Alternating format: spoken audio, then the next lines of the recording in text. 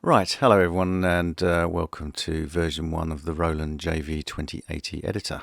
I have a few things on here that we don't normally have on the other editors, but I will be adding to them probably. First of all is a zoom function, so normally set to 100%, you can go down to 80 and up to 120. Not so useful in the standalone mode because you can just use the OS stuff like Control Plus, Control Minus in Windows, and can't remember what it is in Mac, but there is an equivalent. It's more useful in the plug-in mode when you're in your DAW because sometimes those OS plus and minuses don't work on the zoom, but you can use this just in case you've got, maybe you're working off a small laptop and you want to, crunch everything down a bit so it's easier to see get everything on the screen, or you might be on a large 4K monitor and you just want to make everything bigger so you can read it from where you're sitting. So that's more or less what that's for. It's quite useful. This is the basic MIDI setup. So in here we have to set our input and our output devices. So I'll just do that for myself now. Probably worth saying at this point, what am I using? That one. And out, that one. And so I'll start by talking about the MIDI input and output. So you need to have a specific MIDI port for the editor. So that doesn't mean necessarily you need a specific MIDI interface, but if your MIDI interface has only got one in and one output port, then yes, you do need a specific MIDI interface for the editor. But if your interface has got 2 ins and 2 outs, then you can use one for the editor and one for something else. So that's worth mentioning. Something else that's new in this editor is the MIDI controller function. So if you have for instance, a controller keyboard somewhere, which I do, I'll use my Advanced 61 like that. You can set it up here, and what this will do is once that's set up, is any notes you play on a controller keyboard will go through the editor and out on this port here to the hardware. So you can basically sort of play along, use MIDI CCs, pitch wheels, modulation wheels, and the keyboard, etc. for playing the hardware through the editor, whilst you still use the editor as well. So quite a useful function I've added there, and probably will be adding that to the other ones as well. That's your MIDI setup. Now on the Roland JV-2080 we have lots of expansion boards that we can put in and cards that we can put in the front slots as well. So you hit the setup the expansion boards, and then you've got slots expansion boards A to H, so you can just set these to whatever. I don't know what cards you have installed, so this is where you can just set all that up and set it to whatever you want. And the data cards down the bottom, we'll just set that to something like that, and click OK. Now you don't have to do that step. It's not necessary for the editor to function, but what it will do is all these waveforms and patch names, and when you're in performance modes, the patch names that you pick, they will be correct. If you set this up first, then all those patch names and waveforms will be displayed correctly in the right place. So it's a nice to do. Okay, now we'll move on to the patch section. So you can switch off global things here, like the reverb, the chorus, and the effects. We can swap patches around, bank selection and patch selection from here. The basic structure of a patch on the JV-2080 or 1080 or 1010 or whatever is 4 tones, 4 waves basically. You can switch those on and off here. This is currently displaying tone 1. You can see that it's the internal A wave group, wave number 1, and that's what it is there. You can select different wave groups here if you want to, and it will update. This is from here. So if you've set this up correctly, you'll get the correct waveforms displayed in here.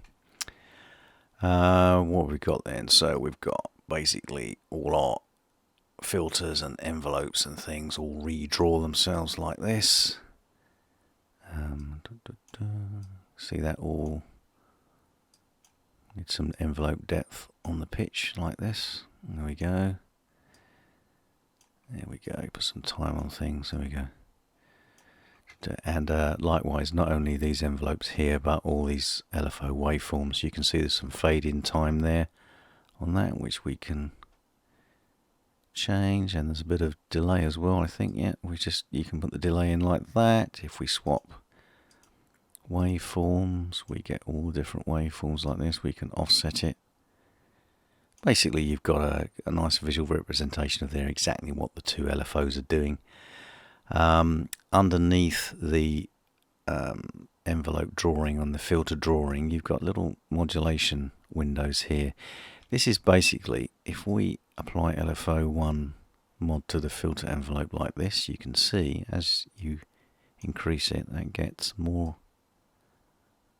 intense. Just to give you an idea, you can see a little bit of controller 3 modulation here on the filter. If we go over to controller 3, you can see destination 1 has been set to the cutoff, and if we just apply a bit more, you'll see that increases in intensity there. It's just I put it in as a nice way of working out how a patch has been constructed. It's quite useful to know where things are getting modulated from.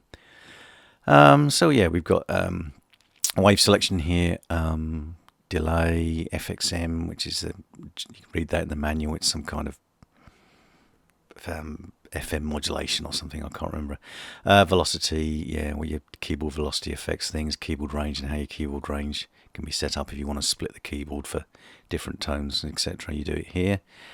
We've got controls over here, various control switches for the different controllers that come in. You've got 3 controllers. Controller number 1 is always tied to the mod wheel and CC01. You've got 4 destinations you can pick and different depths. Now, controller 2 and controller 3 can come from different things. If we go into the patch common section now, this is where you basically set the basic structure of everything up. All the common, these are not tied to one particular tone. These are common for all 4 tones in that patch. Change the structure, obviously the clock sourcing and stuff like that. Portamento, if we switch the portamento on, you can get a visual representation of how the portamento is going to change the pitch, like that. But here's our control sources here. So you can see that control source 1 is always tied to modulation. You can't change that. That's in the hardware. But we can change control source 2. So you can either have system control 1 and system control 2, which is kind of the default. They're set in the system section. So if you go in the system section, whatever you've got system control 1 and system control 2 here set to, that's what they'll do, but you don't have to do that. So we go back to patch common. If we set 2 to breath and 3 to pan, if we now go back to the patch section, you'll notice that now says breath and that now says pan. And that's the same for tones 2, 3 and 4, like that. Tone 1. So now you know that the controller 2 is coming from CC02, the breath controller, and you know that controller 3 modulation is coming from CC10 pan, which is, again, it's just trying to make things easy for everyone, make things easier for ourselves to see where these modulations are coming from and how everything's set up. One last thing in the patch common was like a utility function. So what I've got here is you can select something, like either the wave, the filter, the amplifier settings, the pitch settings, the LFO settings, or everything. You can take tone 1 to tone 2, copy, and it'll say, do you want to copy all the parameters from tone 1 to 2? You say yes, bang, and then it will have done it. And you've got an initialize patch here, which will do the basic kind of initialization of this patch. So there's a little, again, to make our life easy, this is the patch utility section here to do all that. And the last thing about patches is the patch effects. Again, you've got the patch effects are by tone. So the effects send levels are by tone. So if we switch between tone 1 and 2, we can see how these tone send levels are being routed through the effects section. So if we just, we get tone 1, that says tone 1. If we drop the effects level, you'll see you then get nothing. And that increases intensity as it goes through the effects section. If you increase the chorus send, you'll see that the chorus the send level from tone 1 to the chorus section then increases. And if we increase reverb, you'll see that that also increases. And you'll see that we've also got another modulation window under here. So we can tell if these send levels are being modulated from somewhere else. You have a visual representation of where that is occurring from. We've got basic, yes, we can modulate the effects controls here. Again, with system control 1, modulation, whatever you want to pick. Your reverb settings are here, your chorus settings are here. Whichever EFX, there's about 40, I think 40 EFX types, there's a lot of them. Yeah, they are all 40. So if we click phaser, you've got all your phaser connections now. This changes to say it's phaser, again, to give you some visual representation. I've tried to make things as easy as possible so that you can see exactly how everything is constructed. And that's basically how the patch effects section works. Again, I'm just trying to show you how the editor works and also talk about this. It's hard to do it without talking about the architecture of the JV-2080, but I don't want to go into too much detail on that, because otherwise this video will end up being about 20 hours long. Okay, that's the patch section. Right, if we now click on performance, there's a bit of a delay after I clicked on it because it has to sync with hard. There, it's synced now. So the first time you click on the patch section, system section, performance section, or rhythm section, there will be a slight delay as the editor tries to pull all the information off the hardware so that the two are in sync. That's quite a long delay on the rhythm section because there are 64 notes of information and data to get across. So that's why there's a little bit of a delay. So we're now in the performance section. Again, you can select different performances, banks, and performance numbers here. We've got one. We've only got one thing in the utility section here, which is just to initialize.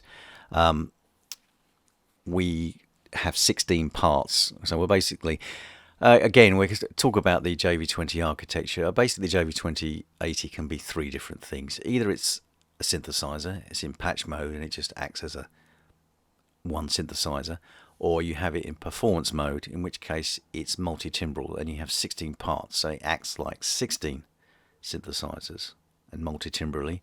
Or you can go into rhythm mode, and if you go into rhythm mode, it basically turns it into a drum machine. Well, we'll get to that in a minute. So we have 16 parts in the performance. Again, click here, we switch between all 16 parts like this. Back to one again. You can turn that part on and off like that. We have three effects sources. 1080 only has one effects source. I think that's one difference. I'm not sure about the 1010 yet.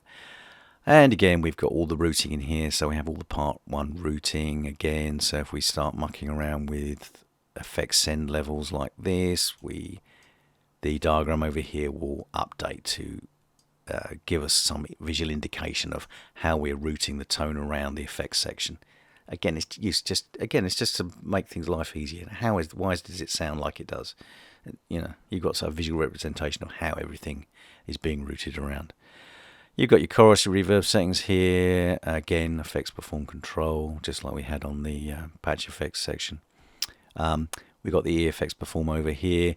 When you select your EFX source, if you select the performance for the EFX A source, then basically this is the effects unit you're using, and you can change it over here to, again, one of the 40 that are available. Let's switch it to an overdrive, and now it's an overdrive. You've got a visual representation here of the overdrive and all the settings above here.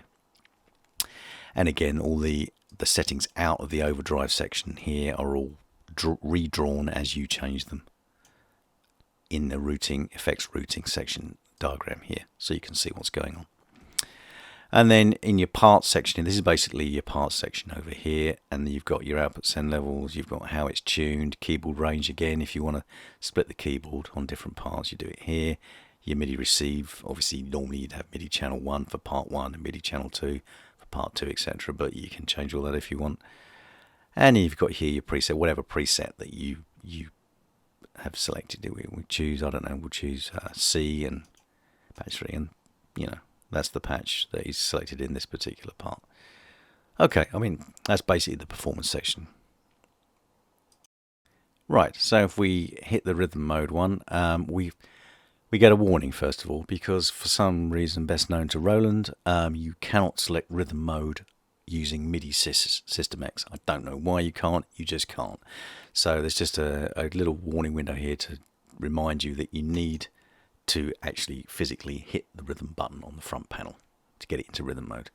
There's quite a long delay here, as I mentioned before, because it has to sync all 64 notes to the editor. Let's just, and here we go. I think 1, 2, 3, right. It's okay. It's done, and it only has to do that once when you first fire the editor up and you first select rhythm. Because otherwise, there's no way of syncing the two together. So kind of unavoidable, really.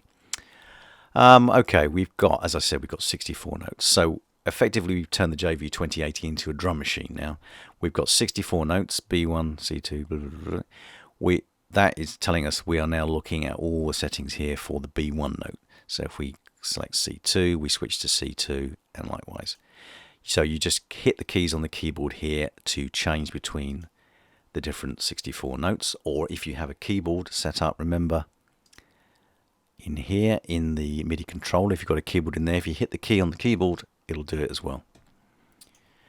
So we start with B1. Again, you select your wave, your sample, basically, for this particular drum sound on B1. You've got key control, again, effects levels. You've got filter on every single drum sound, a filter envelope here.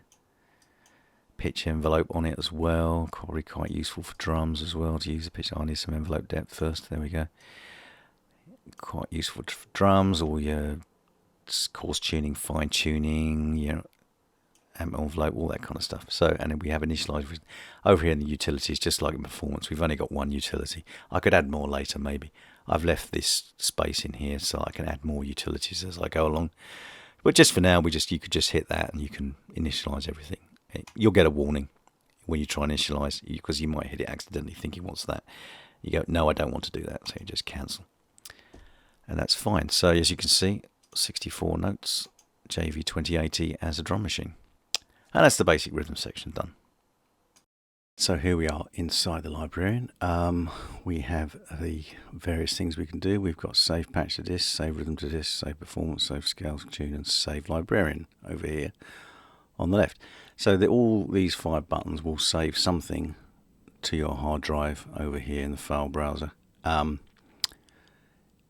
You have, so save patch to disk is a quick and easy one. So whatever you've got loaded here currently in the editor, you can just save that over here, and then you'll see if we open this up, there we go, we've just saved a single patch to disk. And you can just do the same thing with the currently loaded performance, or the currently loaded rhythm set, or your current scale tune. This is the micro tuning from the system section here, over here.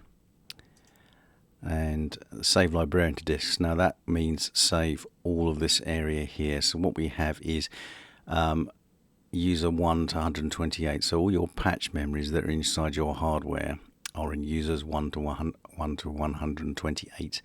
And what I have here in the Librarian is a separate memory here that you can manipulate without touching what's in your hardware. So if first of all, we need to load this up. So you can either load it from disk. So there's some couple of patch banks that I downloaded from the internet here. So for instance, if we double click this one, yeah, it tells you what it thinks it is, which is multiple patches in a single file. And then there we go. We've got all of those patches now loaded into here. They're not actually in the hardware, they're just in this separate area here. But this is quite useful because you can use this to preview them. So if we try that one there, if I click on it once, it says, do you want to load this one? You go, yes please. You can try that. Okay, let's try the next one.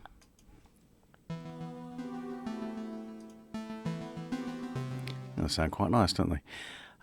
So that's a way of previewing banks that you've got on your hard drive or you've downloaded from the internet.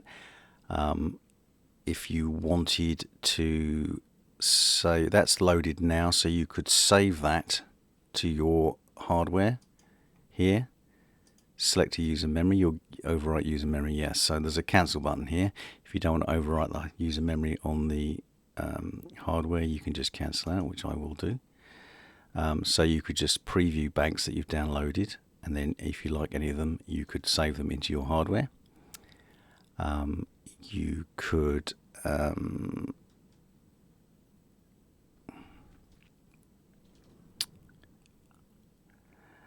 not only can you preview them, but if you don't quite like the order of them, if you left click and drag, it'll say, do you want to swap user 2 with user 3? And you go, yes.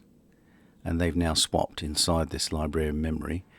Or you go, okay, I want to swap that one with that one. You go, are you sure you want to swap user 1 with user 57? You go, yes, I am. And they immediately swap like that. So this is like a scratch pad, if you like, for building your own patch banks. And then if you decide that that's fine, you can either save librarian to JV. That will save all of these librarian memories into all 128 memories on your JV-1080 or 2080. So that's why it's in capitals. Are you absolutely sure? Because you're about to overwrite all your memories. We'll say no. Or you could just save that librarian to disk here. So if you save that to there, you could say bank and say, okay, modified bank. And there we go, save. And then that will appear in here. So you now have effectively that one there, but you've just reordered all the patches inside it because it suited you better. What else can we do? So that's for loading banks off your hard drive. If you want to load the current memories that you've got in your hardware into the librarian, you request user memories and hit this button here. And off it goes, and it takes about 51 seconds. So I'll probably just skip this bit a bit.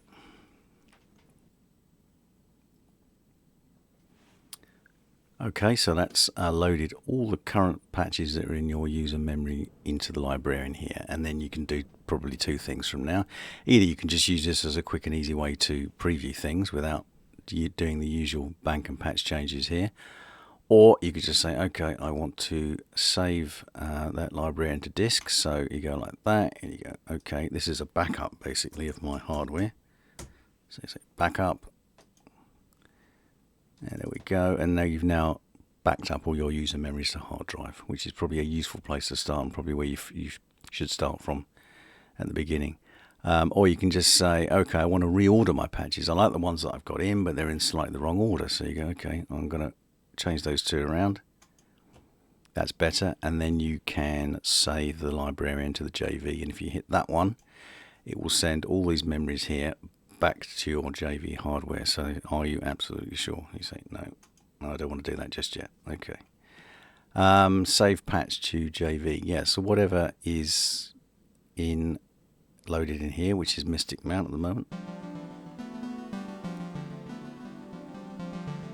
which was from the previous one we loaded. So if we say okay, let's just load that one.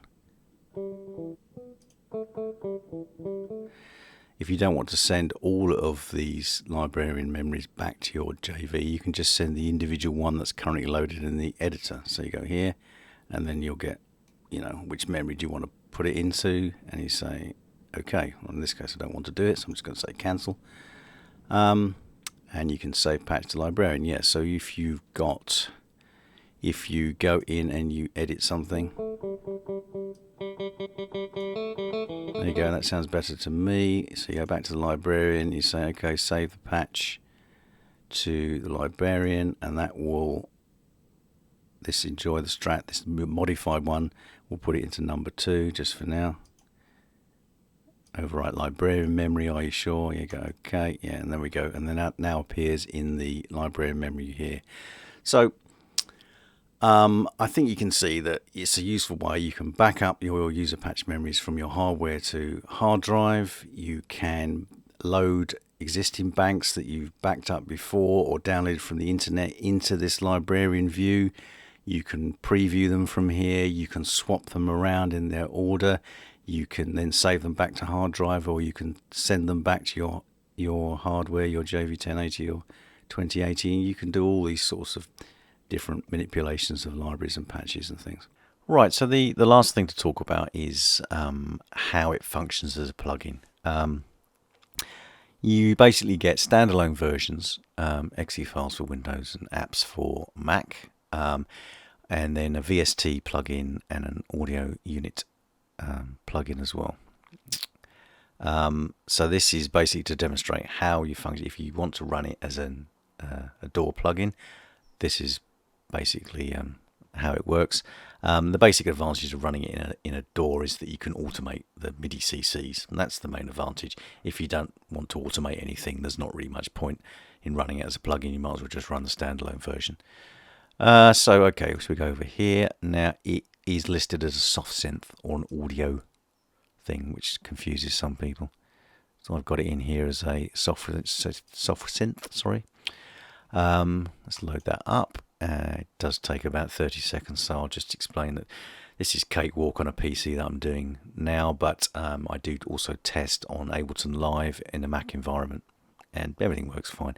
It's basically a VST or an AU audio component.